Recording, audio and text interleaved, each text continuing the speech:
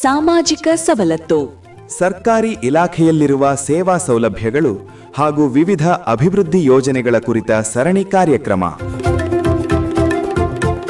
ಪ್ರತಿ ಮಂಗಳವಾರ ಬೆಳಿಗ್ಗೆ 10:20ಕ್ಕೆ ಹಾಗೂ ಮರುಪ್ರಸಾರ ಗುರುವಾರ ಸಂಜೆ 6:50ಕ್ಕೆ. ತಪ್ಪದೆ ಕೇಳಿ ನಿಮ್ಮ ನೆಚ್ಚಿನ ಜನಧ್ವನಿ ಸಮುದಾಯ ಬಾನುಲಿಯಲ್ಲಿ.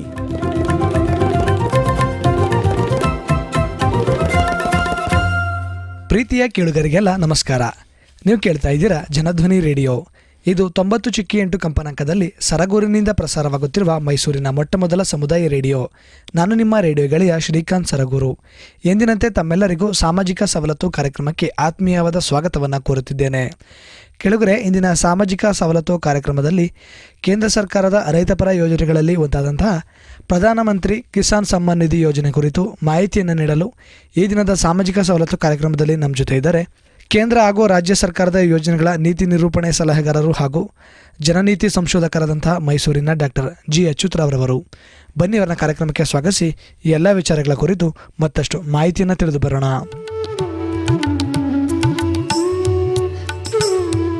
ಸರ್, ತಮ್ಮ ಕಾರ್ಯಕ್ರಮಕ್ಕೆ ಆತ್ಮೀಯದ ಸ್ವಾಗತವನ್ನು ಕೋರ್ತಾ ಇದ್ದೀನಿ ಸರ್.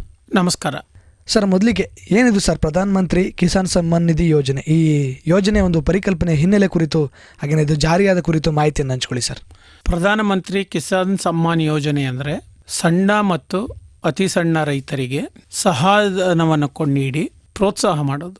ಈ ಯೋಜನೆಯ ಒಂದು ಪರಿಕಲ್ಪನೆ ಏನಂದರೆ ಅವರು ಮುಖ್ಯವಾಹಿನಿಯಿಂದ ದೂರ ಆಗಬಾರ್ದು. ಅವರ ಒಂದು ಅಂಕಿಅಂಶ ಮಾಹಿತಿಗಳ ಒಂದು ದತ್ತಾಂಶ ನಮ್ಮ ಹತ್ರ ಇದ್ದರೆ ಬೇರೆ ಬೇರೆ ಯೋಜನೆಗಳಲ್ಲಿ ಅವರು ಸಹಾಯ ತೆಗೆದುಕೊಳ್ಳಿಕ್ಕೆ ಮತ್ತು ಕಾರ್ಯಕ್ರಮದಲ್ಲಿ ಭಾಗಿಯಾಗೋ ಹಾಗೆ ಮಾಡಲಿಕ್ಕೆ ಬೇಕಾದಂತಹ ಅಂಶಗಳು ಆಗ್ಬೋದು ಅಂತೇಳಿ ಈ ಯೋಜನೆಯ ಒಂದು ಪರಿಕಲ್ಪನೆ ಬಂತು. ಆಗ ಎಲ್ಲ ಕಡೆನೂ ದೇಶದಲ್ಲೊಂದು ಕೂಗಿತ್ತು, ಏನಂದರೆ ರೈತರಿಗೆ ಯಾವುದೇ ಸಹಾಯ ಆಗ್ತಾ ಇಲ್ಲ, ಆಮೇಲೆ MSP ಇಲ್ಲ, ಬೆಂಬಲ ಬೆಲೆ ಸರಿಯಾಗಿ ಸಿಗ್ತಾ ಇಲ್ಲ, ಖರ್ಚುಗಳು ಜಾಸ್ತಿ ಆಗ್ತಾ ಇದೆ, ಯಾವುದೇ ಕಾರ್ಯಕ್ರಮಗಳು ಬಂದರೂ ನಮಗೆ ನೇರವಾಗಿ ಉಪಯೋಗ ಆಗ್ತಾ ಇಲ್ಲ ಅನ್ನೋ ಒಂದು ಕೂಗಿತ್ತು. ಆ ಸಂದರ್ಭದಲ್ಲಿ ಇದನ್ನು ಪ್ರಾಯೋಗಿಕವಾಗಿ ಮಾಡೋಣ ಅಂತ ಹೇಳಿ ಶುರು ಮಾಡಿದ್ದು. ಸೊ ಅದಕ್ಕೂ ಮೊದಲು ಕರ್ನಾಟಕ ರಾಜ್ಯದಲ್ಲಿ ಇದೊಂದಿತ್ತು. ಅವರು 4,000 ರೂಪಾಯಿ ಮಾತ್ರ ಕೊಡೋರು ಪ್ರತಿಯೊಬ್ಬ ರೈತನಿಗೆ. ಸೊ ಕಿಸಾನ್ ಸಮ್ಮಾನ್ ಯೋಜನೆಯಲ್ಲಿ ಏನಾಯಿತು, 6,000 ರೂಪಾಯಿ ಕೊಡಬೇಕು ಅಂತ ಕೇಂದ್ರ ಸರ್ಕಾರ ನಿಗದಿ ಮಾಡಿಕೊಂಡಿದೆ. ಅದು 3 ಕಂತಲ್ಲಿ ಕೊಡ್ತಾರೆ. ನಮ್ಮ ರಾಜ್ಯದಲ್ಲಿ ಕಿಸಾನ್ ಸಮ್ಮಾನ್ ಯೋಜನೆ 6,000 ಬರ್ತಾ ಇತ್ತು. ರೈತರಿಗೆ ಬೆಂಬಲ ಯೋಜನೆ ಅಂತ 4,000, ಒಟ್ಟು 10,000 ಕೊಡೋ ಕಾರ್ಯಕ್ರಮ ನಮ್ಮ ರಾಜ್ಯದಲ್ಲಿ ಇತ್ತು. ಇತ್ತೀಚೆಗೆ ರಾಜ್ಯ ಸರ್ಕಾರ ಕೊಡೋದು ಅದು ನಿಲ್ಲಿಸಿದೆ. ಪ್ರಧಾನಮಂತ್ರಿ ಕಿಸಾನ್ ಸಮ್ಮಾನ್ ಯೋಜನೆ ಮಾತ್ರ ಮುಂದುವರೆದಿದೆ. ಇದು 100% ಕೇಂದ್ರ ಪುರಸ್ಕೃತ ಯೋಜನೆ. ಇದಕ್ಕೆ ಹಣವನ್ನು ಖರ್ಚು ಮಾಡ್ತಾ ಇರೋದು ಕೇಂದ್ರ ಸರ್ಕಾರನೇ. ಸೊ ಇದು 1/12/2018 ಜಾರಿಗೆ ಬಂತು. ಆದರೆ ಅದು ರೈತರಿಗೆ ಸಹಾಯಧನ ವರ್ಗಾವಣೆ ಆಗಲಿಕ್ಕೆ ಶುರುವಾಗಿದ್ದು 1 ಫೆಬ್ರವರಿ 2019. ಇದು ಪ್ರತಿ 4 ತಿಂಗಳಿಗೊಮ್ಮೆ ಅವರಿಗೆ 2,000 ರೂಪಾಯಿ ನೇರವಾಗಿ ಅವರ KYC ಇರುವ ಬ್ಯಾಂಕ್ ಖಾತೆಗೆ ಹೋಗುತ್ತೆ.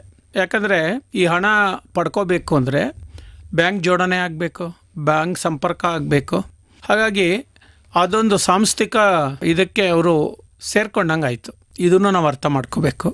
ಮತ್ತು ಈ ಯೋಜನೆಯಲ್ಲಿ ಅವರು ಕೊಡುವಂತಹ ನೆರವೇನಿದೆಯಲ್ಲ, ನಾನು ಆವಾಗಲೇ ಹೇಳಿದಾಗೆ ಸಣ್ಣ ಮತ್ತು ಅತಿ ಸಣ್ಣ ರೈತರು 1 ಎಕರೆಯಿಂದ 1 ಹೆಕ್ಟೇರ್ 2.5 ಎಕರೆ ಜಮೀನಿರೋರಿಗೆ ಮಾತ್ರ ಅಂತ ಮಾಡಿದ್ದಾರೆ. ಮತ್ತು ಇನ್ನೊಂದು ಮುಖ್ಯವಾದ ಸಂಗತಿ ಏನಪ್ಪ ಅಂದರೆ ಒಂದು ಕುಟುಂಬಕ್ಕೆ ಒಂದೇ ಯೋಜನೆ, ಒಂದು ಸಹಾಯಧನ ಅಷ್ಟೇ. ಎಲ್ಲರಿಗೂ ಸಹಾಯಧನ ಬರೋದಿಲ್ಲ. ಪ್ರಾರಂಭದಲ್ಲಿ ಬೇರೆ ಬೇರೆಯವ್ರ ಹೆಸರಿಗೆ ಮಾಡಿಸ್ಕೊಂಡು 2-3 ತಗೊಳ್ತಾ ಇದ್ದಂಥ ಉದಾಹರಣೆಗಳಿತ್ತು. ಅದೆಲ್ಲ ಕಿಸಾನ್ ಸಮ್ಮಾನ್ ಯೋಜನಾ ದಾಖಲಾತಿ 2.0 ಅಂತ ಏನೋ ಒಂದು ವೆಬ್ಸೈಟ್ ಮಾಡಿದ್ರು, ಅದರಲ್ಲಿ ಅವೆಲ್ಲ ತೆಗೆದುಬಿಟ್ಟಿದ್ದಾರೆ. ಈಗ ನೇರವಾಗಿ ಯಾರು ಆ ಒಂದು ಕುಟುಂಬಕ್ಕೆ ಸಹಾಯ ಸಿಗಬೇಕೋ ಅದು ಈಗ ಒಂದೇ ಒಂದು ದೂರಿಲ್ಲದೆ, ಕಂಪ್ಲೇಂಟ್ ಇಲ್ಲದೆ ನೇರವಾಗಿ ರೈತರ ಖಾತೆಗೆ ಹಣ ವರ್ಗಾವಣೆ ಆಗ್ತಾ ಇದೆ. ಸರ್, ಹಾಗಿದ್ರೆ ವಾರ್ಷಿಕವಾಗಿ ಕೇಂದ್ರ ಸರ್ಕಾರ ಪ್ರತಿ ರೈತ ಕುಟುಂಬಕ್ಕೆ 3 ಕಂತಿನಲ್ಲಿ 2,000 ರೂಗಳನ್ನು ಹಾಕೋದ್ರ ಜೊತೆಗೆ ವಾರ್ಷಿಕವಾಗಿ 6,000 ಕೊಡ್ತಾ ಇದೆ ಈ ಯೋಜನೆ ಮುಖಾಂತರ. ಏನು ಗುರಿ ಉದ್ದೇಶ ಇಟ್ಕೊಂಡು ಈ ಹಣವನ್ನು ಅವರ ಖಾತೆಗೆ ಕೊಡ್ತಾ ಇದೆ ಸರ್? ಸಾಧಾರಣವಾಗಿ ನಾವು ನೋಡೋದೇನಪ್ಪ ಅಂದರೆ ಸಣ್ಣ ಮತ್ತು ಅತಿ ಸಣ್ಣ ರೈತರು ಯಾರಿದ್ದಾರೆ, ಹಿಡುವಳಿದಾರರು, ಸಾಧಾರಣವಾಗಿ ಇವರೆಲ್ಲ ಹೆಚ್ಚಿನ ಜನ ಮಳೆ ಆಶ್ರಿತ ಜನ. ಈಗ ಮಳೆ ಬಂದಾಗ ಅವ್ರಿಗೆ ಭೂಮಿನ ಉಳುಮೆ ಮಾಡೋಕ್ಕಾಗಲ್ಲ, ಅಥವಾ ಕೂಲಿಗೆ ಯಾರನ್ನಾರು ಕರ್ಕೋಬೇಕಂದ್ರೆ ಅವ್ರ ಹತ್ರ ಹಣ ಇರಲ್ಲ. ಅದೇ ರೀತಿ ಎರಡನೇ ಹಂತದಲ್ಲಿ ಬಿತ್ತನೆ ಬೀಜ ತೊಗೊಳಕ್ಕಾಗೋದಿಲ್ಲ, ಗೊಬ್ಬರ ತೊಗೊಳಕ್ಕಾಗಲ್ಲ, ಅಥವಾ ಆಗೇನಾದ್ರು ಕೃಷಿ ಕೆಲಸ ಮಾಡೋಕ್ಕೆ 1-2 ಕೈಯಾಳುಗಳು ಬೇಕಂದ್ರೆ ಅವತ್ತು ಅವ್ರ ಹತ್ರ ಹಣ ಇಲ್ಲದೇ ಮುಂದಕ್ಕಾಗುವಂಥ ಸಂದರ್ಭಗಳು ಬರ್ತದೆ. 3ನೇ ಹಂತದಲ್ಲಿ ಆ ಬೆಳೆಯ ಒಂದು ಕಟಾವು ಆಗುವ ಸಂದರ್ಭದಲ್ಲಿ ಸಹಿತ ರೈತನಿಗೆ ಆರ್ಥಿಕ ಅನುಕೂಲತೆ ಇರೋದಿಲ್ಲ. ಅಂಶವನ್ನು ಗಮನಿಸ್ಕೊಂಡು ಇದೊಂದು ಅವರಿಗೆ ಒಂದು ಬೆಂಬಲ ಪ್ರೋತ್ಸಾಹಕ ಅಷ್ಟೇ. ಇದರಿಂದನೇ ವ್ಯವಸಾಯ ಅಂತಲ್ಲ, ನೀನು ವ್ಯವಸಾಯ ಮಾಡ್ತಾ ಇದೀಯಾ, ಸೊ ನಮ್ಮದು ಒಂದು ಸಹಾಯಧನ ತಗೊಂಡು ಇನ್ನೂ ಉತ್ಸಾಹದಲ್ಲಿ ಮಾಡು. ಆ ಒಂದು ಸಂದರ್ಭದಲ್ಲಿ 2,000 ರೂಪಾಯಿ ಅಥವಾ ಒಂದು ನಗದು ತನ್ನ ಕೈನಲ್ಲಿ ಇಲ್ಲ ಅಂತ ಹೇಳಿ ಅವನು ಅಸಹಾಯಕ ಆಗಬಾರ್ದು. ಸೊ ನಿನ್ನ ಕೆಲಸ ಏನಿದೆ ಅದರಲ್ಲಿ ನೀನು ಮುಂದುವರಿಲಿಕ್ಕೆ ಬೇಕಾದ ಬೆಂಬಲ ನಾವು ಕೊಡ್ತೀವಂತ ಶುರು ಮಾಡಿದಂಥ ಯೋಜನೆ. ಕೆಲವು ರಾಜ್ಯಗಳಲ್ಲಿ ಆ ರಾಜ್ಯ ಸರ್ಕಾರಗಳು ಸ್ವಲ್ಪ ಹಣವನ್ನು ಸೇರಿಸಿ ಕೊಡ್ತಾ ಇರೋದು ನಾವು ನೋಡ್ತಾ ಇದ್ದೀವಿ. ಸೊ ಕೇಂದ್ರ ಸರ್ಕಾರ ಕೊಡ್ತಾ ಇರೋದು 6,000 ರೂಪಾಯಿ ಇದೆ. ಇದರಿಂದ ಏನಾಗ್ತಾ ಇದೆ ಅಂದರೆ ಯಾರ್ಯಾರ್ದು ಸಣ್ಣ ಮತ್ತು ಅತಿ ಸಣ್ಣ ರೈತರ ಭೂ ಹಿಡುವಳಿ ದಾಖಲೆಗಳು ಸರಿ ಇರಲಿಲ್ಲ, ಅದು ಸರಿ ಮಾಡಿಸ್ಕೊಳ್ಳಿಕ್ಕೊಂದು ಅವಕಾಶ ಆಯಿತು. ಅದಕ್ಕಾಗಿ ಭೂಸ್ವಾಮಿತ್ವ ಯೋಜನೆ ಅಂತ ಕೇಂದ್ರ ಸರ್ಕಾರ ಪರಿಚಯ ಮಾಡಿದೆ. ಆ ಸಾಫ್ಟ್ವೇರ್ ಮುಖಾಂತರ ಯಾರು ಬುಡಕಟ್ಟು ಜನ ಇದ್ದಾರೆ, ಪರಿಶಿಷ್ಟ ಜಾತಿ ಪರಿಶಿಷ್ಟ ವರ್ಗ ಜನ ಇದ್ದಾರೆ, ಭೂ ದಾಖಲೆಗಳನ್ನು ಅವರು ಅದನ್ನು ಕಾನೂನಾತ್ಮಕವಾಗಿ ಮತ್ತು ಔಪಚಾರಿಕವಾಗಿ ಅದನ್ನ ಡಿಜಿಟಲೈಸ್ ಮಾಡಿ ಕಾರ್ಡ್ಗಳನ್ನ ಕೊಡ್ತಾ ಇರೋದೆಲ್ಲ ನಾವು ಗಮನಿಸ್ತಾ ಇದ್ದೀವಿ. ಸೊ ಇದರಿಂದ ಏನಾಯಿತು, ಅವ್ರ ಜಮೀನುಗಳು ಹದ್ದುಬಸ್ತಾಯಿತು. ಹದ್ದುಬಸ್ತಾದಾಗ ಅವ್ರಿಗೊಂದು ಪ್ರೇರಣೆ ಬರುತ್ತೆ, ಜಮೀನಿಗೆ ನನ್ನ ಹೆಸರಿನಲ್ಲಿ ಹದ್ದುಬಸ್ತಾಗಿದೆ, ಇದರಲ್ಲಿ ನಾವು ಉತ್ಪಾದನೆ ಮಾಡಿ ಜೀವನ ಮಾಡಬೇಕು ಅನ್ನೋ ಒಂದು ಅವರಿಗೆ ಒಂದು ಸ್ಫೂರ್ತಿ ಬರ್ತದೆ, ಒಳಗಡೆಯಿಂದ ಆಂತರಿಕ ಪ್ರೇರಣೆ ಬರ್ತದೆ ಅಲ್ವಾ. ಯಾಕಂದರೆ ಆ ಒಂದು ಜಮೀನಂತ ಏನಿದೆಯಲ್ಲ ಅದೊಂದು ಆಸ್ತಿ ನಿರ್ಮಾಣ ಅವ್ರಿಗೆ ಮತ್ತು ಒಂದು ಸಾಮಾಜಿಕ ಭದ್ರತೆ ಕೂಡ. ಈ 2 ಆಯಾಮಗಳಲ್ಲಿ ನೋಡಿದಾಗ ಈ ಯೋಜನೆ ಈ ಹಂತದಲ್ಲಿ ತುಂಬ ಇದು ಪರಿಣಾಮ ಉಂಟು ಮಾಡಿದೆ. ಅದರಲ್ಲೂ ಮುಖ್ಯವಾಗಿ ತಳ ಸಮುದಾಯದ ಅನೇಕ ಕುಟುಂಬಗಳು ಇದರಿಂದ ಉತ್ತೇಜನಕಾರಿ ಪಡ್ಕೊಂಡಿದೆ, ಪ್ರಯೋಜನ ಆಗಿದೆ ಅನ್ನೋದು ನಾವು ಗಮನಿಸಬೇಕು. ಸೊ ಇದರಿಂದ ಏನಾಗುತ್ತೆ, 2ನೇ ಹಂತದಲ್ಲಿ ಯಾವಾಗ ಭೂ ದಾಖಲೆಗಳು ಪಕ್ಕ ಆಯಿತು, ಅವ್ರ ಹೆಸರಿನಲ್ಲಿ RTC ಆಯಿತು, ಆಗ ಕೃಷಿ ಸಂಪರ್ಕ ಕೇಂದ್ರ ಏನಂತ ಈಗ ಹೋಬಳಿ ಮಟ್ಟದಲ್ಲಿ ರೈತರಿಗೆ ಬೆಂಬಲವಾಗಿ ನಿಂತ್ಕೊಂಡು ಕೆಲಸ ಮಾಡ್ತಾ ಇದೆ. ಅದರಿಂದ ಅನೇಕ ಯೋಜನೆಗಳಲ್ಲಿ ಪ್ರಯೋಜನ ಪಡ್ಕೊಳ್ಳಿಕ್ಕೆ ಅವ್ರಿಗೆ ಒಂದು ಅವಕಾಶ ಸಿಗುತ್ತೆ. ಆ ಥರ 27 ಯೋಜನೆಗಳು, ಕೇಂದ್ರ ಮತ್ತು ರಾಜ್ಯ ಸರ್ಕಾರದ ಯೋಜನೆಗಳು ಇವತ್ತು ರೈತರಿಗೆ ಲಭ್ಯ ಇದೆ. ಅದನ್ನು ಅವರು ರೈತ ಸಂಪರ್ಕ ಕೇಂದ್ರದ ಮುಖಾಂತರನೇ ಪಡಿಬೇಕು, ಅದು ಅವ್ರಿಗೆ ಸಿಗತ್ತೆ. ಗೊಬ್ಬರ ತಗೊಳ್ಬೇಕಾದ್ರೂ ಅದ್ರ ಮುಖಾಂತರನೇ ತಗೋಬೇಕು. ಕೀಟನಾಶಕಗಳು ಬೇಕು ಅಥವಾ ಬೆಳೆ ಸಂವರ್ಧನೆ ವರ್ಧಕಗಳು ತಗೊಳ್ಳೋದಿದೆ ಅಂದರೆ ಬಯೋಫರ್ಟಿಲೈಸರ್ಸ್ ಏನಿದೆ ಅದು ತಗೊಳ್ಳೋಕ್ಕೂ ಅವ್ರು ಅಲ್ಲಿಂದನೇ ತಗೋಬೇಕು. ATM ಅಂತ ಇದೆ, ಅಗ್ರಿಕಲ್ಚರ್ ಟೆಕ್ನಾಲಜಿ ಮಿಷಿನ್, 80-90% ರೈತರಿಗೆ ರಿಯಾಯಿತಿ ಸಿಗ್ತದೆ. ಸೊ ಈಗ ಉದಾಹರಣೆಗೆ ಅವರು ನೀರು ಮತ್ತು ತೇವಾಂಶ ನಿರ್ವಹಣೆ ಅಂಶಗಳ ಬಗ್ಗೆ ತಂತ್ರಜ್ಞಾನ ಬಳಸ್ಕೊಳ್ತಾರೆ ಅಂದರೆ ಅದಕ್ಕೆ ಅವರಿಗೆ ಅಲ್ಲಿ ನೆರವು ಸಿಗ್ತದೆ. ಮುಖ್ಯವಾಗಿ ಯಾವುದು, ಹನಿ ನೀರಾವರಿ ಇರ್ಬೋದು, ತುಂತುರು ನೀರಾವರಿ ಇರ್ಬೋದು, ಸೊ ಬೋರ್ವೆಲ್ಗೆ ಸೋಲಾರ್ ಪ್ಯಾನಲ್ ಹಾಕ್ಕೊಂಡು ವಾಟರ್ ಪಂಪ್ ಮಾಡೋವಂಥದ್ದು ಇರ್ಬೋದು, ಸೋಲಾರ್ ಫೆನ್ಸಿಂಗ್ ಇರ್ಬೋದು. ಇದಲ್ದೇ ಕೃಷಿ ಯಂತ್ರೋಪಕರಣಗಳು ಪಡ್ಕೊಳ್ಳೋಕೆ ಸಹಿತ ರೈತರಿಗೆ ಅದರಲ್ಲಿ ಅವರಿಗೆ ರಿಯಾಯಿತಿ ಸಿಗ್ತದೆ, ಸಬ್ಸಿಡಿ ಸಿಗ್ತದೆ. ಇದರೆಲ್ಲ ಏನಂದರೆ ನೋಡಲಿಕ್ಕೆ ಕಿಸಾನ್ ಸಮ್ಮಾನ್ ಯೋಜನೆ ಅಂತ ದೊಡ್ಡದಾಗಿ ನಮಗೆ ಕಂಡ್ರೂ ಒಳಗಡೆಯ ರಸ್ತೆಗಳೇನಿದೆಯಲ್ಲ, ಈ ಥರದ ಪೂರಕ ಬೆಂಬಲ ಕಾರ್ಯಕ್ರಮಗಳು ಇದು ರೈತರಿಗೆ ವರದಾನ ಇರುವಂಥದ್ದು. ಇಲ್ಲಿ ರೈತರಿಗೆ ಏನಾಗ್ತಾ ಇತ್ತು, ಹೆಚ್ಚು ಅವಕಾಶಗಳು ಸಿಗ್ತಾ ಇರಲಿಲ್ಲ ಮತ್ತು ಉತ್ತೇಜಕಾರಿ ಅಂಶಗಳು ಇರಲಿಲ್ಲ. ಈಗ ರೈತ ಸಂಪರ್ಕ ಕೇಂದ್ರದಲ್ಲಿ ಆ ರೈತ ಏನು ಮಾಡಬೇಕು, ಹೋಗಿ KYC ಮಾಡಿಸ್ಕೋಬೇಕು. ರೈತ ಸಂಪರ್ಕ ಕೇಂದ್ರದ KYC ಅಂತ ಕರೀತಾರೆ. ಅದಕ್ಕೊಂದು ನಂಬರ್ ಜನ್ರೇಟ್ ಆಗುತ್ತೆ. ಆ ನಂಬರ್ ಇಟ್ಕೊಂಡೇ ನಾವು ವ್ಯವಹಾರ ಮಾಡಬೇಕು. ಮುಂದೆ ಅವ್ರು ಏನೇ ಪ್ರಯೋಜನ ಪಡ್ಕೊಳ್ಳೋದಿರಲಿ, ಕಿಸಾನ್ ಸಮ್ಮಾನ ಯೋಜನೆದಿರ್ಬೋದು ಅಥವಾ ರೈತ ಸಂಪರ್ಕ ಕೇಂದ್ರದ ಮುಖಾಂತರ ಇನ್ಯಾವುದೇ ಪ್ರಯೋಜನ ಅವ್ರು ಪಡ್ಕೊಳ್ತೀವಂದ್ರೂ ಸಹಿತ ಆ ನಂಬರ್ ನಮೂದಿಸಲೇಬೇಕು. ಅವ್ರನ್ನೇ ನೀವು ಫಲಾನುಭವಿ ಮಾಡಬೇಕಂತೇಳಿ ಈಗೊಂದು ನಿಯಮ ಮಾಡಿರೋದ್ರಿಂದ ರೈತರಿಗೆ ಅದೊಂದು ಗುರುತಿಸುವಿಕೆ ಮತ್ತು ಹೆಮ್ಮೆ ಸಹಿತ. ಮೊದಲು ಅಧಿಕಾರಿತವಾಗಿ ಹೋಗಿ ನನಗಿದನ್ನು ಕೊಡಿ ಅಥವಾ ಯಾಕೆ ನೀವು ಕೊಟ್ಟಿಲ್ಲ ಅಂತ ಕೇಳಲಿಕ್ಕೆ ಯೋಜನೆ ಒಳಗಡೆ ಒಂದು ಅವಕಾಶ ಮಾಡಿಕೊಟ್ಟಿದ್ದಾರೆ. ಈ ಅಂಶವನ್ನು ಗಮನಿಸಬೇಕು. 2,000 ಬರುತ್ತೆ ಹೋಗುತ್ತೆ ದೊಡ್ಡ ಪ್ರಚಾರ ಅಲ್ಲ ಅದು. ಇದರಿಂದ ನೈತಿಕವಾಗಿ ರೈತ ಎಲ್ಲರ ಸಮಕ್ಕೆ ತಾನು ತಲೆ ಎತ್ತಿ ಸ್ವಾಭಿಮಾನದಿಂದ ನಿಲ್ಲಕ್ಕೆ ಒಂದು ಪ್ರೇರಣೆ ಸಿಗತ್ತೆ. 2 ವರ್ಷ 3 ವರ್ಷ 4 ವರ್ಷ 5 ವರ್ಷ ಸಹಾಯ ತಗೊಂಡಿರೋ ರೈತರ ಮನೆಗಳಲ್ಲಿ ಹೋಗಿ ನಾವು ನೋಡಿದಾಗ ಎಷ್ಟೋ ಈ ಕೃಷಿ ಸಂಬಂಧಿತ ಚಟುವಟಿಕೆಗಳನ್ನು ಧನಾತ್ಮಕವಾಗಿ ಮಾಡ್ತಾ ಇರೋದನ್ನು ನಾವು ನೋಡ್ತಾ ಇದ್ದೀವಿ. ಸೊ ನಾವು ಬದುಕಬಲ್ಲೆವು, ನಮಗೂ ಬದುಕಲಿಕ್ಕೆ ಒಂದು ಅವಕಾಶ ಇದೆ.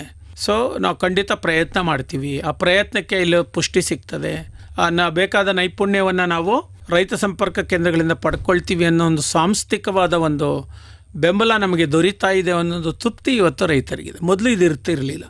ನೆರವುಗಳು ಹೋಗ್ತಾ ಇತ್ತು, ಅದು ಯಾರಿಗೆ ನೆರವು ಹೋಗ್ತಾ ಇದೆ ಅಂತಲೇ ಗೊತ್ತಾಗ್ತಾ ಇರಲಿಲ್ಲ, ಬರೀ ದಾಖಲಾತಿಗಳಲ್ಲಿ ಇರ್ತಾ ಇತ್ತು. ಈಗ ಹಾಗಿಲ್ಲ. ರೈತ ಸಂಪರ್ಕ ಕೇಂದ್ರದಲ್ಲಿ ಅಳವಡಿಸಿರುವ ತಂತ್ರಾಂಶಗಳಿಂದಾಗಿ ಪ್ರತಿಯೊಂದು ಪಾರದರ್ಶಕವಾಗಿ ಕಾಣುತ್ತೀಗ. ಯಾರಿಗೆ ಹೋಗಿದೆ, ಯಾರಿಗೆ ಮುಟ್ಟಿದೆ, ಅವ್ರು ಬೆಳೆ ಮಾಡಿದ್ರಾ ಇಲ್ವಾ. ಈ ಕಿಸಾನ್ ಸಮ್ಮಾನ್ ಯೋಜನೆಯಲ್ಲಿ ಕೆಲವರು ಎಷ್ಟೋ ವರ್ಷಗಳಿಂದ ಭೂಮಿನಲ್ಲಿ ವ್ಯವಸಾಯ ಮಾಡಿಲ್ಲದೆ ಇರೋರು ಸಹಿತ ಫಲಾನುಭವಿ ಆಗ್ಬಿಟ್ಟಿದ್ರು. ಹೌದು. ಆಗೇನಾಯಿತು, 2.1 ಹೊಸದಾಗಿ ದಾಖಲಾತಿ ಮಾಡಬೇಕಂದಾಗ ಒಬ್ಬರೊಂದು ಟೆಕ್ನಾಲಜಿ ಕಂಡುಹಿಡಿದ್ರು. ಏನಂದ ಅಂದರೆ, ಆ ಭೂಮಿ ಹತ್ರ ಹೋಗಿ ಮಣ್ಣಿನ ಸ್ಯಾಂಪಲ್ ತೆಗೆದುಕೊಂಡು ನೀವು ವಾಟ್ಸಪ್ ಮುಖಾಂತರ ಇದು ಮಾಡಿದ್ವಿ ಅಂದರೆ ಇದರಲ್ಲಿ ನಮಗೆ ಗೊತ್ತಾಗ್ಬಿಡುತ್ತೆ ಇದಕ್ಕೇನು ಇನ್ಪುಟ್ ಕೊಟ್ಟಿದ್ದಾರೆ, ಏನು ಇನ್ಪುಟ್ ಕೊಟ್ಟಿಲ್ಲ ಅಂತ. ಆ ಥರ 32% ರೈತರು ಏನು ಬೆಳೆ ಮಾಡ್ದೇ ಇದರ ಪ್ರಯೋಜನ ಪಡ್ಕೊಳ್ತಾ ಇರೋದನ್ನೆಲ್ಲ ನಿಲ್ಲಿಸಿದ್ರು. ಇದು ಗಮನಿಸಬೇಕು. ಅದು ಕಳೆದ 3 ವರ್ಷದಲ್ಲಿ ಏನು ಬಿತ್ತನೆ ಮಾಡಿದ್ದಾರೆ, ಭೂಮಿಗೆ ಏನೇನು ವ್ಯವಸಾಯ ಮಾಡಿದ್ದಾರೆ ಅನ್ನೋದು ಮಾಹಿತಿ ಡೇಟಾ ಬರೋಕ್ಕೆ ಶುರು ಆಯಿತು. ಆಗ ಅವರು ತಪ್ಪಾಗ್ತಾ ಇರೋದು ಗೊತ್ತಾಯಿತು. ಯಾಕಂದರೆ ಕಿಸಾನ್ ಸಮ್ಮಾನ್ ಯೋಜನೆಗೆ ದಾಖಲಾತಿ ಮಾಡೋರೆಲ್ಲ ಕಂದಾಯ ಇಲಾಖೆಯವರು, RIs ಮತ್ತು ಗ್ರಾಮ ಲೆಕ್ಕಗರು. ಸೊ ಯಾರು ದಾಖಲೆ ಕೊಟ್ಟರು ಅವ್ರದ್ದೆಲ್ಲ ಸೇರಿಸಿದ್ರು ಅಷ್ಟೇ.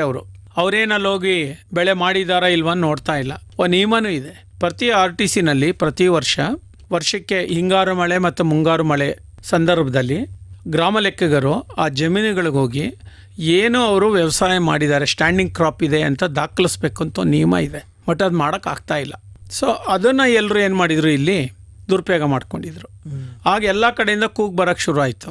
ನಿಜವಾಗ್ಲೂ ದುಡಿತಾ ಇರೋರಿಗೆ ಓಕೆ, ಏನೂ ಮಾಡದೆ ಆರಾಮಾಗಿರೋರಿಗೆಲ್ಲ, ಊರಿಂದ ವಲಸೆ ಹೋಗಿರೋರಿಗೆಲ್ಲ ನೀವು ಈ ಯೋಜನೆಯಲ್ಲಿ ನೆರವು ಕೊಡ್ತಾ ಇದ್ದಾರಲ್ಲ ಅಂತ ಕೂಗು ಬಂತು. ಆಗ ನಾವೆಲ್ಲ ಮತ್ತೆ ಅಧ್ಯಯನ ಮಾಡಿ ಆ ನೀತಿನ ಬದಲಾಯಿಸಬೇಕು ಅಂತ ಒತ್ತಾಯ ತಂದಿದ್ದಕ್ಕೆ ಈಗ ಆಲ್ಮೋಸ್ಟ್ 98% ಜನ ರೈತರು ಯಾರಿದ್ದಾರೆ, ಸಣ್ಣ ಮತ್ತು ಅತಿ ಸಣ್ಣ ರೈತರಿಗೆ ನ್ಯಾಯಯುತವಾಗಿ ಸಿಗ್ತಾ ಇದೆ.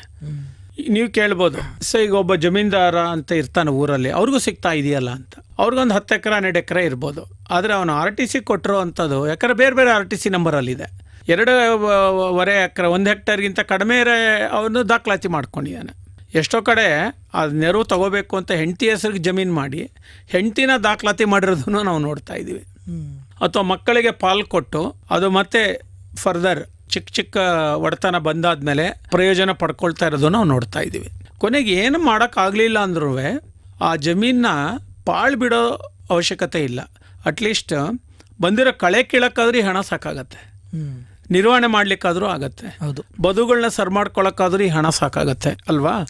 ಈ ಥರದ ಸೂಕ್ಷ್ಮ ಹಂತದಲ್ಲಿ ಯೋಚನೆ ಮಾಡಬೇಕು, ಇದರ ಪರಿಣಾಮ ಏನು ಅಂತ.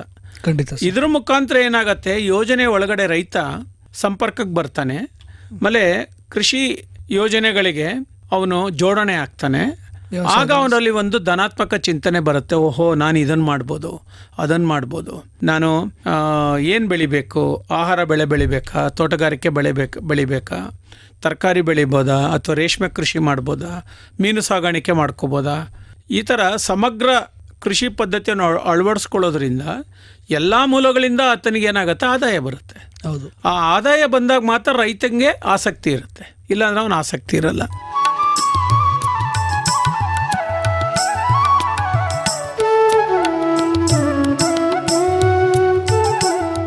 ಜೊತೆಗೆ ಆ ಹಿಂದೆ ಏನಿತ್ತು, ನಮ್ಮ ಉದ್ಯೋಗ ಖಾತ್ರಿ ಯೋಜನೆ ಅಡಿನಲ್ಲಿ ಕೊಟ್ಟಿಗೆ ಮಾಡ್ಕೋಬೋದಾಗಿತ್ತು, ಹಸು ಕೊಟ್ಟಿಗೆ ಮಾಡ್ಕೋಬೋದಾಗಿತ್ತು, ಕುರಿ ಮತ್ತು ಆಡು ಕೊಟ್ಟಿಗೆಗಳು ಮಾಡ್ಕೋಬೋದಾಗಿತ್ತು, ನೀರ್ಗಾಲುವೆಗಳು ಮಾಡ್ಕೋಬೋದಾಗಿತ್ತು, ಬದುಗಳು ಮಾಡ್ಕೋಬೋದಾಗಿತ್ತು. ಆ ಹಣನೂ ಅವ್ರಿಗೆ ಸಿಗ್ತಾ ಇತ್ತಲ್ವ. ಹೌದು. ಈ ಹಣ ಎರಡೂ ಒಟ್ಟಿಗೆ ಸೇರಿಸಿದ್ರಿಂದ ಅನೇಕ ಜನ ರೈತರು ನಾವು ನೋಡ್ತೀವಿ, ಚಿಕ್ಕ ಹಿಡುವಳಿದಾರರು ಅತ್ಯಂತ ಸಂತೋಷವಾಗಿ. ನಾನು ನೋಡಿದ್ದೀನಿ ಎಷ್ಟೋ ರೈತರ ಮನೆಗಳಲ್ಲಿ ವರ್ಷದಲ್ಲಿ 1 ಬೆಳೆ ಬಂದರೂ ಸಾಕು, ಅವನಿಗೆ ಆಹಾರ ಭದ್ರತೆ ಇರ್ತದೆ. ಹೌದು. 2ನೇ ಬೆಳೆ 3ನೇ ಬೆಳೆ ಏನು ಬರ್ತದೆ ಅದು ಸಮಾಜಕ್ಕೆ ಆಹಾರ ಭದ್ರತೆ ಅಷ್ಟೇ. 1 ಬೆಳೆ ಚೆನ್ನಾಗಿ ಬಂದರೂ ಸಾಕು, 3.5-4 ತಿಂಗಳು 4 ತಿಂಗಳಲ್ಲಿ ಅವನು ಅತ್ಯಂತ ಧೈರ್ಯವಾಗಿ ಸ್ವಾಭಿಮಾನದಿಂದ ಜೀವನ ಮಾಡೋಕ್ಕಾಗತ್ತೆ. ಮತ್ತು ಅವನ ಸಾಮಾಜಿಕ ಜೀವನ ಗಟ್ಟಿ ಆಗ್ತದೆ. ಆತನ ಮೇಲೆ ಅವಲಂಬನೆ ಆಗಿರುವ ಅವ್ರ ಮನೆ ಪಶುಸಂಗೋಪನೆ ಸಂಗತಿಗಳೇನಿದೆ, ದನ, ಕುರಿ, ಆಡು, ಕೋಳಿ, ಅದೆಲ್ಲನೂ ಅವ್ನ ಕೈಗೆ ಬರ್ತದೆ. ಯಾಕಂದ್ರೆ ಅದಕ್ಕೆ ಫೀಡ್ ಮಾಡೋಕೆ ಅವನ ಹತ್ರ ಏನಾದ್ರು ಇರ್ತದೆ. ಒಂದು ಬೆಳೆ ಮಾಡ್ದವ್ನು ಸುಮ್ಮನೆ ಇರ್ತಾನ, ಖಂಡಿತ ಇನ್ನೊಂದು ಬೆಳೆ ಮಾಡೇ ಮಾಡ್ತಾನೆ ಅಲ್ವಾ. ಕಾಳುಗಳು ಬೆಳೆದೇ ಆಹಾರ ಭದ್ರತೆ ಅಲ್ಲೇ ಬಂದ್ಬಿಡ್ತಲ್ಲ ಅವನಿಗೆ. ಹೌದು, ಸಾಮಾಜಿಕ ಭದ್ರತೆನೂ ಬಂತು, ಸಾಮಾಜಿಕ ನ್ಯಾಯನೂ ಬಂತು, ಆಹಾರ ಭದ್ರತೆನೂ ಬಂತು. ಸೊ ಈ ಥರ ಕನ್ವರ್ಜೆನ್ಸನ್ನು ನಾವು ಯೋಚನೆ ಮಾಡಬೇಕು.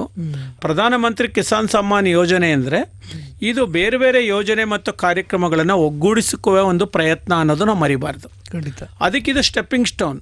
ಈ ಥರ ಯೋಚನೆ ಮಾಡಬೇಕು. ಇದು ರೈಟ್. ಯಾಕಂದರೆ ಇದನ್ನು ಕಾಯ್ದೆ ಮಾಡಿದ್ದಾರೆ, ಸರ್ಕಾರ ಅದಕ್ಕೆ ಕೊಡ್ತಾ ಇದೆ. ನನ್ನ ಪ್ರಕಾರ ಕೆಡ್ದು ಅದು ಇನ್ನೂ ಜಾಸ್ತಿ ಮಾಡಬೇಕಂತ ನಾನು ಹೇಳ್ತೀನಿ.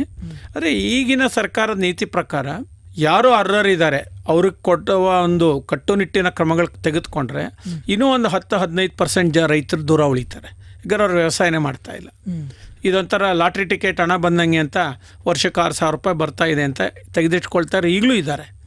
ಅಂಥದನ್ನು ಗುರುತಿಸಿ ನಾವು ಯಾವ ರೈತರು ಕಷ್ಟಪಡ್ತಾ ಇದ್ದಾರೆ ಅಥವಾ ಯಾವ ರೈತ ಮಹಿಳೆ ಕಷ್ಟಪಡ್ತಾ ಇದ್ದಾಳೆ ಅವ್ರ ಕುಟುಂಬದ ಸಲುವಾಗಿ, ಅವ್ರಿಗೆ ಜಾಸ್ತಿ ನೆರವು ಕೊಡಿ. ಅಥವಾ ಯಾವ ಯುವಕರು ಮುಂದೆ ಬರ್ತಾರೆ, ವ್ಯವಸಾಯನ ನಾನು ಪ್ರಧಾನ ವೃತ್ತಿಯಾಗಿ ತಗೊಂಡು ಜೀವನ ಮಾಡ್ತೀನಿ ಅನ್ನೋರು ಯಾರು ಬರ್ತಾರೆ, ಅವ್ರಿಗೆ ಇನ್ನೂ ಜಾಸ್ತಿ ಸಹಾಯ ಕೊಡಿ. ಆಗೇನಾಗತ್ತೆ, ಇದೊಂದು ಸ್ಥಿರವಾಗಿ ನೆಲೆಗೊಳ್ಳಲಿಕ್ಕೆ ಗ್ರಾಮಗಳಲ್ಲಿ ಒಂದು ಅವಕಾಶ ಆಗ್ತದೆ. ಖಂಡಿತ. ಸೊ ಆ ನಿಟ್ಟಿನಲ್ಲಿ ಇದನ್ನು ನಾವು ಯೋಚನೆ ಮಾಡಬೇಕು ಅಂತ ನಂಗೆ ಅನಿಸುತ್ತೆ. ಸರ್, ಹಾಗಿದ್ರೆ 1 ಎಕರೆಯಿಂದ 2.5 ಎಕರೆ ಭೂಮಿಯನ್ನು ಹೊಂದಿರುವಂಥ ಸಣ್ಣ ಹಿಡುವಳಿ ರೈತ ಈ PM ಕಿಸಾನ್ ಸಮ್ಮಾನ್ ನಿಧಿ ಯೋಜನೆಯಲ್ಲಿ ನೋಂದಣಿಯನ್ನು ಮಾಡಿ ಸೌಲಭ್ಯವನ್ನು ಪಡ್ಕೊಳ್ಳೋ ನಿಟ್ಟಿನಲ್ಲಿ ಅರ್ಜಿಯನ್ನು ಸಲ್ಲಿಸೋ ಪ್ರಕ್ರಿಯೆ ಆಗಿರ್ಬೋದು, ಅಗತ್ಯ ದಾಖಲಾತಿಗಳಾಗಿರ್ಬೋದು, ಇವುಗಳ ಕುರಿತು ಮಾಹಿತಿಯನ್ನು ಹಂಚ್ಕೊಳ್ಳಿ ಸರ್.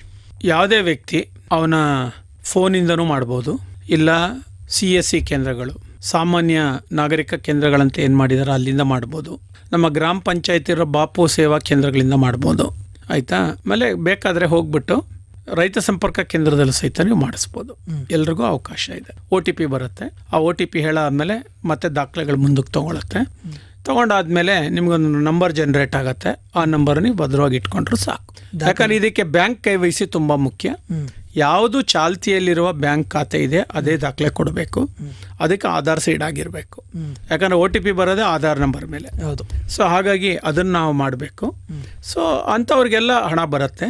ಈಗ ಆ ಥರದೆಲ್ಲ ತಪ್ಪುಗಳು, ಎಡವಟ್ಟುಗಳು, ಆಮೇಲೆ ಯಾರೋ ಹೇಳಿದ ಹೇಳಿಕೆ ಮಾತುಗಳು ಕೇಳಿ ತಮ್ಮ ಮಾಡಿರೋ ತಪ್ಪುಗಳೆಲ್ಲ ಈಗ ತಿದ್ದಿದ್ದಾರೆ. ಈಗೇನಂತ ಕಂಪ್ಲೇಂಟ್ಗಳೇನಿಲ್ಲ. ಈಗ ಡೆಲ್ಲಿನಲ್ಲಿ ಕೂತ್ಕೊಂಡು ಒಂದು ಬಟನ್ ಒತ್ತಿದ್ರು ಸಾಕು, ರೀಜನ್ 6 ಪ್ರಾದೇಶಿಕ ವಲಯಗಳು ಮಾಡ್ಕೊಂಡಿದ್ದಾರೆ. ಆ ಪ್ರಾದೇಶಿಕ ವಲಯದಲ್ಲಿ ಬರೋ ಎಲ್ಲ ರೈತರಿಗೂ ಒಂದು 2 ನಿಮಿಷದಲ್ಲಿ ಅವ್ರವ್ರ ಖಾತೆಗೆ ನೇರವಾಗಿ ಹಣ ಜಮಾ ಆಗತ್ತೆ. ಮತ್ತೆ ಅದಕ್ಕಿಂತ ಮುಖ್ಯವಾಗಿ ರಿಜಿಸ್ಟರ್ಡ್ ಫೋನ್ ನಂಬರ್ ಅಂತ ಏನಿದೆ ರೈತರದು, ಅವ್ರಿಗೆ ನೋಟಿಫಿಕೇಶನ್ ಬರುತ್ತೆ, ನಿಮ್ಮ ಹಣ ಜಮಾ ಆಗಿದೆ, ಈ ವರ್ಷದ ಮೊದಲನೇ ಇನ್ಸ್ಟಾಲ್ಮೆಂಟು, 2ನೇ ಕಂತು, 3ನೇ ಕಂತು ಅಂತ ಹೇಳಿ ಮಾಹಿತಿ ಬರುತ್ತೆ. ರೈತರು ಹೋಗಿ ಅದನ್ನು ಚೆಕ್ ಮಾಡ್ಕೋಬೋದು. ಅನವಶ್ಯವಾಗಿ ಬ್ಯಾಂಕಲ್ಲಿ ನಮ್ಮ ಹಣ ಜಮಾ ಆಗಿದೆಯಾ ಇಲ್ವಾ ಕೊಡಿ ಅಂತ ಇವ್ರೇನು ಕಾಯೋ ಅವಶ್ಯಕತೆನೂ ಇಲ್ಲ. ಅರ್ಥ ಆಯ್ತಾ? ಸೊ ಆ ಥರ ಮಾಹಿತಿ ಬಂದಮೇಲೆ ಅವರು ವ್ಯವಹಾರ ಮಾಡ್ಕೋಬೋದು. ಈಗೇನು ಎಲ್ಲದಕ್ಕೂ UPI ಆ್ಯಪ್ಗಳಿದೆ, ಬ್ಯಾಂಕ್ಗೆ ಹೋಗೋ ಅವಶ್ಯಕತೆ ಇಲ್ಲ. ಅವರು ಅದನ್ನು ತಮ್ಮ ವ್ಯವಹಾರಕ್ಕೆ ಅವರು ಬಳಸ್ಕೊಳ್ಬೋದು. ನಾವು ಕೆಲವು ಈ ಹಣವನ್ನು ಬಳಸ್ಕೊಂಡು ಬೇರೆ ಬೇರೆ ಯೋಜನೆಗಳಲ್ಲಿ ಒಗ್ಗೂಡಿಸುವಿಕೆ ಮುಖಾಂತರ ವ್ಯವಸಾಯ ಮಾಡ್ತಾರೋ ಕೆಲವು ರೈತರನ್ನೋಗಿ ಅಧ್ಯಯನ ಮಾಡಿದ್ದೀವಿ. ಸೊ 4-5 ವರ್ಷದಲ್ಲಿದ್ದಂತಹ ಮಟ್ಟಕ್ಕೂ ಈಗಲೂ ಅವರ ಗುಣಮಟ್ಟ ಚೆನ್ನಾಗಾಗಿದೆ, ಆದಾಯ ಮೂಲ ಜಾಸ್ತಿ ಆಗಿದೆ, ಮತ್ತು ರೈತರ ಮನೆಯಲ್ಲಿ ಆಸ್ತಿ ನಿರ್ಮಾಣ ಆಗಿದೆ. ಇದು ಗಮನಿಸಬೇಕು. ಅದಕ್ಕೊಂದು ಮೌಲ್ಯ ಬಂದಿದೆ. ಮೊದಲು ಅವ್ರೇನು ಬಂಜರು ಭೂಮಿ ಬಿಟ್ಟಿದ್ರು, ವ್ಯವಸಾಯ ಮಾಡದೆ ಭೂಮಿ ಬಿಟ್ಟಿದ್ರು, ಚಿಕ್ಕ ಪ್ಯಾಚ್ ಆದ್ರೂ ಅದಕ್ಕೆ ಬೆಲೆ ಇರಲಿಲ್ಲ. ಈಗ ವ್ಯವಸಾಯ ಅದ್ರ ಮೇಲೆ ಕೃಷಿ ಮಾಡೋಕ್ಕೆ ಅವರು ಶ್ರಮದಿಂದ ಮಾಡೋಕ್ಕೆ ಶುರು ಮಾಡಾದ್ಮೇಲೆ, ಮತ್ತು ಈ ಹಿಂದೆ ಇದ್ದ ನಮ್ಮ ಉದ್ಯೋಗ ಖಾತ್ರಿ ಯೋಜನೆಯ ಸಹಕಾರವನ್ನು ಪಡ್ಕೊಂಡವರು ಮಾಡ್ಕೊಂಡಿದ್ದರಿಂದಾಗಿ ಇವತ್ತು ನಮಗೇನು ಗೊತ್ತಾಗ್ತಾ ಇದೆ, ಪರಿಣಾಮಗಳನ್ನ ನಾವು ನೋಡ್ತಾ ಇದ್ದೀವಿ. ಅದನ್ನಿನ್ನೂ ನಾವು ಸುಸ್ಥಿರತೆಗೆ ತೆಗೆದುಕೊಂಡು ಹೋಗ್ಲಿಕ್ಕೆ ಪ್ರಯತ್ನಗಳಾಗಬೇಕು. ಅದಕ್ಕಿನ್ನೂ ಸಮಗ್ರ ಬೆಳೆ ಪದ್ಧತಿ ಇಂಥ ಸಂಗತಿಗಳ ಬಗ್ಗೆ ವ್ಯಾಪಕ ಚರ್ಚೆಯಾಗಿ ರೈತರಲ್ಲಿ ಒಂದು ಆತ್ಮವಿಶ್ವಾಸ ಮೂಡಿಸಿದ್ರೆ ಖಂಡಿತ ಅವ್ರು ಕೈ ಹಾಕ್ತಾರೆ. ಯಾಕೆ, ಒಂದು ಸೀಬೆ ಗಿಡ ನೆಟ್ಟರೆ ಇವತ್ತು ಹಣ್ಣು ಕೊಡೋಕೆ 4 ವರ್ಷ ಬೇಕು. ಒಂದು ಪಪ್ಪಾಯಿ ಗಿಡ ಇವತ್ತು ನೆಟ್ಟರೆ ಹಣ್ಣು ಬರೋದಕ್ಕೆ 1 ವರ್ಷದ ಮೇಲಾಗತ್ತೆ. ಒಂದು ತುಳಸಿ ಗಿಡ ಹಾಕ್ಕೊಂಡ್ರೆ ಅದು ವಿಸ್ತಾರವಾಗಿ ಅರಳಿ ಅದರಿಂದ ಏನಾದ್ರು ನಾವು ಎಲೆಗಳನ್ನ ಎಕ್ಸ್ಟ್ರಾಕ್ಟ್ ಮಾಡ್ತೀವಿ ಅಂದರೂ 8, 9, 10 ಒಂದು ತಿಂಗಳು ಬೇಕು ಅಲ್ವಾ? ಅಲ್ಲವರು ಕಾಯ್ಕೊಂಡು ಅದಕ್ಕೆ ಉಪಚಾರ ಮಾಡಬೇಕಲ್ಲ, ಅವನು ಹೌದು ಉಪಚಾರ ಮಾಡಬೇಕಲ್ಲ, ನೋಡ್ಕೋಬೇಕು. ಆಮೇಲೆ ರೈತನಿಗೆ ಅನೇಕ ಕಡೆ ಕಾಲುವೆ ನೀರಿದೆ, ಕೆಲವು ಕಡೆ ಅವ್ರದ್ದೇ ಬೋರ್ವೆಲ್ ನೀರಿದೆ, ಕೆಲವು ಕಡೆ ನದಿ ಬೆಡ್ಡಿಂದ ನೀರು ತಂದುಕೊಡೋವಂಥ ಏತ ನೀರಾವರಿ ಯೋಜನೆಗಳಿದೆ. ಅಥವಾ ಅವರೂರಲ್ಲಿರೋ ಕೆರೆಯ ಮುಂಭಾಗದಲ್ಲಿರೋ ಜಮೀನುಗಳಿಗೆ ವರ್ಷದಲ್ಲಿ 3 ತಿಂಗಳು 4 ತಿಂಗಳು ನೀರು ಕೊಡ್ತಾರೆ. ಆಮೇಲೆ ಕೆರೆ ನೀರು ತುಂಬಿಸುವ ಕಾರ್ಯಕ್ರಮಗಳು ಕೆಲವು ಕೆರೆಗಳನ್ನ ಈಗ ನಾವು ಕನೆಕ್ಟ್ ಮಾಡೋದು ನಾವು ನೋಡ್ತೀವಿ. ಇದ್ರ ಜೊತೆಗೆ ಮಳೆನೂ ಆಗುತ್ತೆ. ಸೊ ಇಷ್ಟೆಲ್ಲ ನೀರಿನ ಮೂಲಗಳನ್ನ ಇಟ್ಕೊಂಡು ರೈತ ಸುಸ್ಥಿರ ಕೃಷಿ ಕಡೆಗೆ ಗಮನ ಕೊಟ್ಟ ಅಂತ ಹೇಳಿದ್ರೆ ಖಂಡಿತವಾಗಿ ಆರ್ಥಿಕವಾಗಿ ಸಾಮಾಜಿಕವಾಗಿ ಅವರು ಅಭಿವೃದ್ಧಿ ಆಗೋದ್ರಲ್ಲಿ ಯಾವುದೇ ಸಂದೇಹ ಇಲ್ಲ ಅಂತೇಳಿ ನಮ್ಮ ಅಧ್ಯಯನಗಳು ಹೇಳ್ತಾ ಇದೆ. ಸರ್, ಈಗ ಈ ಯೋಜನೆಗೆ ನೋಂದಣಿಯನ್ನು ಮಾಡಿಸಿ ಭಾಳಷ್ಟು ದಿನಗಳಾಗಿರುತ್ತೆ ಸರ್. ಆದರೂ ಕೆಲವೊಂದು ಬಾರಿ 1-2-3 ಕಂತು ಹಣ ಜಮಾ ಆಗಿರುತ್ತೆ ಸರ್. ಮಧ್ಯದಲ್ಲಿ ಏನಾದರೂ ಹಣ ಜಮಾ ಆಗೋ ನಿಟ್ಟಿನಲ್ಲಿ ಏನಾದರೂ ಅಡೆತಡೆಗಳಾಯಿತು, ತೊಂದರೆ ಆಯಿತು ಅಂದರೆ ರೈತರು ಎಲ್ಲಿ ಮತ್ತು ಹೇಗೆ ಸಂಪರ್ಕ ಮಾಡಿ ಆ ಸಮಸ್ಯೆಯನ್ನು ಬಗೆಹರಿಸ್ಕೊಳ್ಬೇಕಾಗುತ್ತೆ? ಇಲ್ಲಿ ಒಮ್ಮೆ ಹಣ ಬರೋಕ್ಕೆ ಶುರು ಆದರೆ ಬರ್ತಾನೆ ಇರುತ್ತೆ. ಯಾಕಂದ್ರೆ ನೀವು ಪದೇ ಪದೇ ಬ್ಯಾಂಕ್ ಖಾತೆ ಚೇಂಜ್ ಮಾಡಲ್ಲ, KYC ಚೇಂಜ್ ಮಾಡಲ್ಲ, ಫೋನ್ ನಂಬರ್ ಚೇಂಜ್ ಮಾಡಲ್ಲ. ನೀವು ಯಾವ ಫೋನ್ ನಂಬರ್ OTPಗೆ ಕೊಟ್ಟಿದ್ದೀರಾ, ರಿಜಿಸ್ಟರ್ ಮಾಡಿದ್ದೀರಾ, ಆ ನಂಬರ್ನ ನೀವು ಮೇಂಟೈನ್ ಮಾಡಬೇಕು. ಕೆಲವರಲ್ಲಿ ಏನಿದೆ ಅಂದರೆ ಆ ಕಂಪ್ನಿದು ಈ ಕಂಪ್ನಿದು ಫ್ರೀಯಾಗಿ ಕೊಡ್ತಾ ಇದ್ದಾರೆ, ಫ್ರೀ ಆಫರ್ ಇದೆ ಅಂತ 4-5 ಸಿಮ್ ಇಟ್ಕೊಂಡ್ಬಿಟ್ಟಿರ್ತಾರೆ. ಕೊನೆಗೆ ರೈತನಿಗೆ ಈ ದಾಖಲಾತಿ ಮಾಡುವಾಗ ಯಾವ ನಂಬರ್ನ ನೋಂದಾಯಿ ಮಾಡಿದ್ದೀವಿ ಅನ್ನೋದೇ ಅವ್ರಿಗೆ ಮರ್ತೋಗಿರುತ್ತೆ. ಹೌದು. ಇಂಥ ಸಂದರ್ಭಗಳಲ್ಲಿ ಮಾತ್ರ ಇದು ಪ್ರಾಬ್ಲಮ್ ಆಗುತ್ತೆ. ಯಾವಾಗ ಆ ಒಂದು ದೂರವಾಣಿ ಚಾಲನೆಯಲ್ಲಿಲ್ಲ, ಕರೆನ್ಸಿ ಇಲ್ಲ, ಅದು ಚಲಾವಣೆಯಲ್ಲಿಲ್ಲ ಅಂದಾಗ ಮಾತ್ರ ನಿಮಗೆ ಮಾಹಿತಿ ಬರೋದು ಇಲ್ಲ. ಯಾವಾಗ ಅದು ಈಗ ಒಂದು ಹೊಸ ನಿಯಮನೂ ಇದೆ. ಯಾವುದು ಸಿಮ್ಮು 2 ಅಥವಾ 3 ತಿಂಗಳು ನೀವು ರೀಚಾರ್ಜ್ ಮಾಡಲಿಲ್ಲ ಅಂದರೆ ಆ ಸಿಮ್ನ ಕಂಪ್ನಿಯವರು ನಿಮ್ಮ ಗಮನಕ್ಕೆ ತರದೇನೆ ಅದನ್ನು ವಿಡ್ರಾ ಮಾಡಿ ಬೇರೆ ಯಾರಿಗಾದ್ರೂ ಕೊಡ್ಬೋದು ಅಂತ ನಿಯಮ ಮಾಡಿಬಿಟ್ಟಿದ್ದಾರೆ. ಆ ಸಂದರ್ಭದಲ್ಲಿ ಅದೇ ನಂಬರ್ ಇನ್ಯಾರಿಗೋ ಹೊರಟೋಗಿದೆ ಬೇರೆಯವ್ರ ಹೆಸರಿನಲ್ಲಿ. ಅಲ್ಲೇನೋ ಆಗುತ್ತೆ ಅಂದರೆ ಆ ನಂಬರ್ಗೆ ಅವರು ಹಣ ಹಾಕೋಕೆ ಹೊರಟಾಗ ಅದು ಬೌನ್ಸ್ ಬ್ಯಾಕ್ ಆಗುತ್ತೆ. ಏನೋ ಆಗೇನಾಗುತ್ತೆ, ಅಂಥ ಹಣಗಳೆಲ್ಲ ಪಕ್ಕಕ್ಕೆ ಹೊರಟೋಗುತ್ತೆ. ಹೌದು. ನೀವು ಮತ್ತೆ ವಾಪಸ್ ಹೋಗಿ ಯಾಕೋ ನಂಗೆ ಹಣ ಬರ್ತಾ ಇಲ್ವಲ್ಲ ಅಂತ ಎಲ್ಲಿ ಚೆಕ್ ಮಾಡಿಸ್ಬೇಕು, ಮತ್ತೆ ನೀವು ರೈತ ಸಂಪರ್ಕ ಕೇಂದ್ರಕ್ಕೆ ಹೋಗಿ ಆ ದಾಖಲೆಗಳೆಲ್ಲ ತೆಗೆಸಿ ಮತ್ತೆ ಅಲ್ಲಿ ನೀವು ನಿಮ್ಮ ಹೊಸ KYC ಕೊಟ್ಟು ಅಲ್ಲಿ ನಿಮ್ಮ ಯಾವ ಫೋನ್ನ ಬಳಸ್ತೀರಾ ಆ ನಂಬರ್ ನೀವು ಮತ್ತೆ ದಾಖಲು ಮಾಡಿಸಿ ಅದು ಒಮ್ಮೆ KYC ಓಕೆ ಅಂತ ಬಂದಾದ ಮೇಲೆ ಮತ್ತೆ ನಿಮ್ಗೆ ಹಣ ಬರೋಕ್ಕೆ ಶುರು ಆಗುತ್ತೆ. ಇದೇ ರೀತಿ LPGನಲ್ಲೂ ಇದೆ. ಹೌದು. ಈಗ 3 ತಿಂಗಳು ಅವ್ರು ಸಿಲಿಂಡರ್ ತಗೊಳ್ಳಿಲ್ಲ ಅಂದರೆ ಅದು ಡೊಸೈಲ್ ಕೊಟ್ಟೋಗಿರುತ್ತೆ. 4ನೇ ತಿಂಗಳು ನೀವು ಬೇಕು ಅಂದರೆ ನೀವು ಕಂಪ್ನಿ ಹತ್ರ ಹೋಗ್ಬಿಟ್ಟು ವೆಬ್ಸೈಟ್ನಲ್ಲಿ ಅದನ್ನು ಕ್ಲಿಕ್ ಮಾಡಿಸ್ಬೇಕು. ಇಲ್ಲೂ ಅದೇ ಥರನೇ. ಹಾಗಾಗಿ ಆ ಹಣ ಯಾರು ಎತ್ಕೊಳ್ಳೋಕ್ಕಾಗಲ್ಲ. ಯಾಕಂದರೆ ನಗದು ಅವರು ವಿತರಣೆ ಮಾಡ್ತಾ ಇಲ್ಲ. ಅದು ಬ್ಯಾಂಕಿಂದ ಬ್ಯಾಂಕಿಗೆ ಫಂಡ್ ಬೇಸ್ ಅಕೌಂಟ್ ಸಿಸ್ಟಮ್ ಅಂತ ಒಂದಿದೆ. ಅದರಿಂದ ನಿಮ್ಮ ಖಾತೆಗೆ ಹಣ ಬರ್ತಾ ಇದೆ. ಅದು ಯಾರೂ ದುರುಪಯೋಗನೂ ಮಾಡ್ಕೊಳ್ಳೋಕ್ಕಾಗಲ್ಲ, ಎತ್ಕೊಂಡು ಹೋಗೋದಕ್ಕೂ ಆಗೋದಿಲ್ಲ, ನಿಮಗೆ ಅದು ಬರುತ್ತೆ. ಆದರೆ ಇಷ್ಟು ಕಂತುಗಳು ನೀವು ತೆಗೆದುಕೊಂಡಾದ್ಮೇಲೆ ರೈತ ಜಾಗೃತ ಆಗಬೇಕು. ಖಂಡಿತ. ನನ್ನ ಪ್ರಕಾರ ಯಾಕೆ ಬರಲಿಲ್ಲ ನನಗೆ ಅಂತ ಅವ್ರು 48 ಗಂಟೆಯಲ್ಲಿ ಅವ್ರು ಯೋಚನೆ ಮಾಡಿ ಕೂಡಲೇ ಅವರು ರೈತ ಸಂಪರ್ಕ ಕೇಂದ್ರಕ್ಕೆ ಹೋಗ್ಬಿಟ್ಟು ನೋಡಿ ನನ್ನ ಜಮಾ ಆಗಿಲ್ಲ ಅಂತ ಮಾಹಿತಿ ಕೊಟ್ಟು ಅಲ್ಲೇನಾದ್ರು ಹೊಸ KYC ಕೊಡೋದಿದ್ರೆ ಕೊಟ್ಬಿಟ್ಟು ಅದನ್ನ ಪಕ್ಕ ಮಾಡ್ಕೊಳ್ಳಿ. ಇದೊಂದು ವ್ಯವಹಾರ ಪ್ರಜ್ಞೆ ರೈತರು ಇಟ್ಕೊಂಡ್ರು ಅಂದರೆ ಇದು ಸದಾ ಈ ಯೋಜನೆ ಇರೋರ್ಗೂ ಅವ್ರು ನೆರವು ಸಿಗ್ತಾನೇ ಇರುತ್ತೆ. ಸೊ ನನ್ನ ಕಾಳಜಿ ಏನಂದರೆ ಯೋಜನೆಯಿಂದ ವಂಚಿತರಾಗಬಾರ್ದು ನೀವು. ಹೌದು. ನಿಮ್ಮ ಒಂದು ಜಾಣ ನಡೆ, ಕೆಲವು ನೈಪುಣ್ಯತೆಗಳನ್ನು ನೀವು ಅಳವಡಿಸ್ಕೊಳ್ಳೋದ್ರಿಂದ ಇದು ನಿಮಗೆ ಲಾಭದಾಯಕ ಆಗತ್ತೆ ಅನ್ನೋದಾದರೆ ಯಾಕೆ ಮಾಡ್ಕೋಬಾರ್ದು? ರೈತರು ಈ ನಿಟ್ಟಿನಲ್ಲಿ ಯೋಚನೆ ಮಾಡಬೇಕು. ಅಂದರೆ ಈ ಪ್ರಧಾನಮಂತ್ರಿ ಕಿಸಾನ್ ಸಮ್ಮಾನ್ ನಿಧಿ ಯೋಜನೆ ಆಗಿರ್ಬೋದು, ಇತರ ಯಾವುದೇ ಸರ್ಕಾರದ ಯೋಜನೆಗಳಾಗಿರ್ಬೋದು, OTP ಬೇಸ್ಡ್ ಹೌದು, ಯಾವುದೇ ಯೋಜನೆ ಇರಲಿ, ನೀವು ಆಧಾರ್ ನಂಬರಲ್ಲಿ ಯಾವ ಫೋನ್ ನಂಬರ್ ಹಾಕಿದ್ದೀರಾ ಆ ನಂಬರ್ನ ನೀವು ಸದಾ ಚಾಲ್ತಿಯಲ್ಲಿ ಇಟ್ಕೋಬೇಕು.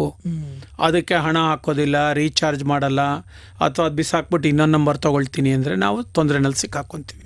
ಭಾಳ ಸಂತೋಷ ಸರ್. ಇಷ್ಟೊತ್ತು ನಮ್ಮ ಸಾಮಾಜಿಕ ಸವಲತ್ತು ಕಾರ್ಯಕ್ರಮದಲ್ಲಿ ಪ್ರಧಾನಮಂತ್ರಿ ಕಿಸಾನ್ ಸಮ್ಮಾನ್ ನಿಧಿ ಯೋಜನೆಯ ಪರಿಕಲ್ಪನೆ ಆಗಿರ್ಬೋದು, ಇದು ಜಾರಿಯಾದ ಹಿನ್ನೆಲೆ ಆಗಿರ್ಬೋದು, ಹಾಗೆಯೇ ಈ ಯೋಜನೆ ಏನೆಲ್ಲ ಗುರಿ ಉದ್ದೇಶಗಳನ್ನು ಒಳಗೊಂಡಿದೆ, ಈ ಯೋಜನೆ ಮುಖಾಂತರ ಸೌಲಭ್ಯವನ್ನು ಪಡ್ಕೊಳ್ಳೋ ನಿಟ್ಟಿನಲ್ಲಿ ರೈತರುಗಳು ಅಗತ್ಯ ದಾಖಲಾತಿಗಳನ್ನು ಏನೇನೆಲ್ಲ ಹೊಂದಿರಬೇಕಾಗುತ್ತೆ. ಈ ಯೋಜನೆ ಚಿಕ್ಕದಾಗಿ ಶುರುವಾದರೂ ಇದು ಏನೆಲ್ಲ ವ್ಯಾಪಕವಾಗಿ ತನ್ನ ಅವಕಾಶಗಳನ್ನು ಸೃಷ್ಟಿ ಮಾಡಿಕೊಡುತ್ತೆ ಅನ್ನೋದು ಕುರಿತು ಬಹಳಷ್ಟು ಉಪಯುಕ್ತ ಮಾಹಿತಿಯನ್ನು. ಇನ್ನೊಂದು ಅಂಶ ಇಲ್ಲಿ ನಾವು ಹೇಳ್ಬೇಕನ್ಸತ್ತೆ, ಯಾರ್ಯಾರನ್ನ ಹೊರಗಡೆ ಇಟ್ಟಿದ್ದೀವಿ ಯೋಜನೆಯಿಂದ ಪ್ರಯೋಜನ ಪಡ್ಕೊಳಕ್ಕಾಗಲ್ಲ ಅಂತ. ಈಗ ಕೆಲವು ಜಮೀನುಗಳು ಮಾಡ್ತಾ ಇರ್ತಾರೆ, ಅದನ್ನು ಅವರು ಗುತ್ತಿಗೆ ತಗೊಂಡು ಮಾಡ್ತಾ ಇರ್ತಾರೆ, ಆ ರೈತರು ಮಾಡಕ್ ಬರಲ್ಲ. ಇನ್ನು ಕೆಲವರು ಮಠಗಳು, ದೊಡ್ಡ ದೊಡ್ಡ ಸಂಸ್ಥೆಗಳು, ಯಾರ್ಯಾರ್ದೋ ಜಮೀನುಗಳು ಇರುತ್ತೆ, ನೀವು ಕೋರಿಂಗ್ ಮಾಡ್ತಾ ಇರ್ತಾರೆ ಏನೋ, ಅಂಥ ಜಮೀನುಗಳಿಗೆ ಬರೋದಿಲ್ಲ. ಆಮೇಲೆ ಎರಡನೇದು, ಯಾರು ಸಾಂವಿಧಾನಾತ್ಮಕ ಹುದ್ದೆಗಳಲ್ಲಿದ್ದಾರೆ ರೈತರು, ಆಯಿತಾ, ಅವ್ರಿಗೆ ಇದು ಬರೋದಿಲ್ಲ. ಆಮೇಲೆ ಮಾಜಿ ಶಾಸಕರು, ಹಾಲಿ ಶಾಸಕರು, ಮಾಜಿ ಲೋಕಸಭಾ ಸದಸ್ಯರು, ಹಾಲಿ ಸದಸ್ಯರು, ವಿಧಾನ ಪರಿಷತ್ ಸದಸ್ಯರು, ಈ ಥರದ ಸಾಂವಿಧಾನಿಕ ಹುದ್ದೆಗಳಲ್ಲಿ ಇದ್ದವರು ಅಥವಾ ಈಗ ಹಿಂದೆ ಇದ್ದವರು ಈಗಿದ್ದವರು ಅವ್ರಿಗೆ ಯಾರಿಗೂ ಬರೋದಿಲ್ಲ. ಅದೇ ರೀತಿ ಅಧಿಕಾರಿಗಳಿಗೆ ಬರೋದಿಲ್ಲ. ಡಿ ಗ್ರೂಪ್ಗಿಂತ ಮೇಲ್ಗಡೆ ಇರೋರು ಯಾರಿಗೂ ಬರೋದಿಲ್ಲ. ಇದು ನಿಮಗೆ ಗೊತ್ತಿರಲಿ. ಆಮೇಲೆ ಇನ್ನೊಂದು ಮುಖ್ಯವಾದ ಅಂಶ ಅಂದರೆ ಆದಾಯ ತೆರಿಗೆ ಯಾರು ಪಾವತಿಸ್ತಿದ್ದಾರೋ ಅವ್ರಿಗೆ ಬರೋದಿಲ್ಲ. ರೈತ ಮತ್ತು ರೈತನ ಯಾವುದೇ ಆದಾಯಕ್ಕೆ, ರೈತ ಕೃಷಿಯಿಂದ ಬರೋ ಆದಾಯಕ್ಕೆ, ಯಾಕಂದರೆ ಈಗ ಅನೇಕ ರೈತರು ಕೃಷಿ ಬಿಟ್ಟು ಬೇರೆ ವ್ಯವಹಾರಗಳು ಮಾಡ್ತಾ ಇದ್ದಾರೆ, ಅದರಿಂದ ಬರೋ ಆದಾಯಕ್ಕೆ ಆದಾಯ ತೆರಿಗೆ ಇದೆ. ಅದೇ ಕೃಷಿ ಮೂಲದಿಂದ ಬರುವ ಆದಾಯಕ್ಕೆ ಆದಾಯ ತೆರಿಗೆ ಇಲ್ಲ. ಆ ಥರ ಆದಾಯ ತೆರಿಗೆ ಯಾರ್ಯಾರು ಪಾವತಿ ಮಾಡ್ತಾ ಇದ್ದಾರೆ ಆ ರೈತರಿಗೆ ಬರೋದಿಲ್ಲ ಅಂತ ಒಂದು ನಿಯಮ ಮಾಡಿದ್ದಾರೆ. ಇಷ್ಟು ಜನನ ಹೊರತುಪಡಿಸಿದ್ರೆ ಮಿಕ್ಕವ್ರು ಎಲ್ರಿಗೂ ನಾವು ಈ ಯೋಜನೆಯಲ್ಲಿ ಸಹಾಯ ಪಡ್ಕೊಳ್ಳಿಕ್ಕೆ ಅವಕಾಶ ಇದೆ. ಮತ್ತು ಕೆಲವರು ದೊರೀದೇ ಇರೋರು ಸ್ವಲ್ಪ ಅಸಮಾಧಾನವಾಗಿ ಮಾತಾಡ್ಬೋದು ಅಥವಾ ವ್ಯಕ್ತಿಗತವಾಗಿ ಮಾತಾಡ್ಬೋದು. ಅಂಥವ್ರಿಗೆ ಈ ಒಂದು ನಮ್ಮ ರೇಡಿಯೋ ಕಾರ್ಯಕ್ರಮ ಒಂದು ಧನಾತ್ಮಕವಾದ ಮಲ್ಲ ಅವರು ತಪ್ಪು ಗ್ರಹಿಕೆನ ಹೋಗಲಾಡಿಸ್ಲಿಕ್ಕೆ ಈ ಒಂದು ಚರ್ಚೆ ಕಾರಣ ಆಗಲಿ ಅನ್ನೋದು ನನ್ನ ಆಶಯ.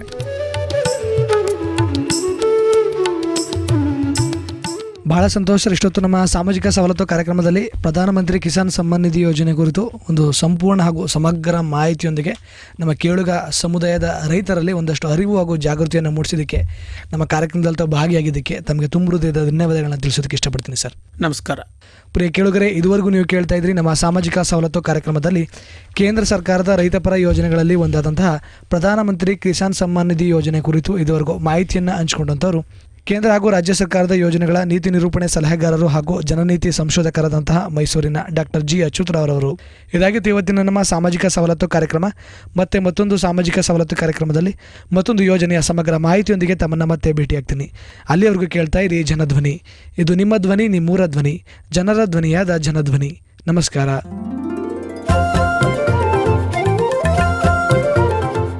ಸಾಮಾಜಿಕ ಸವಲತ್ತು. ಸರ್ಕಾರಿ ಇಲಾಖೆಯಲ್ಲಿರುವ ಸೇವಾ ಸೌಲಭ್ಯಗಳು ಹಾಗೂ ವಿವಿಧ ಅಭಿವೃದ್ಧಿ ಯೋಜನೆಗಳ ಕುರಿತ ಸರಣಿ ಕಾರ್ಯಕ್ರಮ. ಪ್ರತಿ ಮಂಗಳವಾರ ಬೆಳಿಗ್ಗೆ 10:20ಕ್ಕೆ ಹಾಗೂ ಮರುಪ್ರಸಾರ ಗುರುವಾರ ಸಂಜೆ 6:50ಕ್ಕೆ. ತಪ್ಪದೆ ಕೇಳಿ ನಿಮ್ಮ ನೆಚ್ಚಿನ ಜನಧ್ವನಿ ಸಮುದಾಯ ಬಾನುಲಿಯಲ್ಲಿ.